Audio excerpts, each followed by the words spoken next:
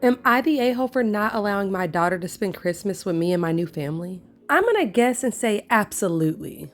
Let's find out. I, 46 female, am the mother of a 24-year-old woman from my first marriage.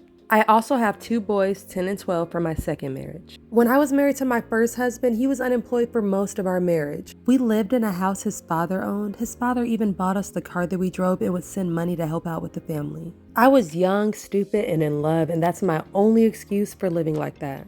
When our daughter turned 5, I went and got a job and I started pushing my husband to work, but he didn't want to. Things escalated and ended up in us getting a divorce. He got full custody while I got visitation every other Saturday. His dad hired a good lawyer and I couldn't afford to do that, and I also had to pay child support. I used to have to work a full-time job and 2 part-time jobs just to afford a 1-bedroom apartment and pay for the child support. A year after that, my ex married a new woman, and from then on, there was a lot of child alienation from them. And sadly, I still couldn't afford to take them to court. By the time my daughter turned 14, she was calling me by my first name and her stepmother by mom. I tried my best to hold on to my kid. I went to all the events I could go to. I planned fun dates. Even when I couldn't afford to turn the heat on in my apartment, I still made sure to get her a Christmas gift.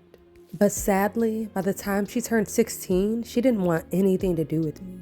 I took them to court, but that did nothing, and the last time I saw her, she said some really awful things to me. I was defeated, but I decided that I no longer had a daughter since that's literally what she wanted.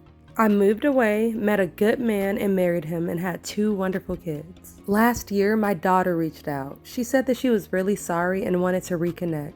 I was hesitant and resentful, but I still decided to talk to her once a week.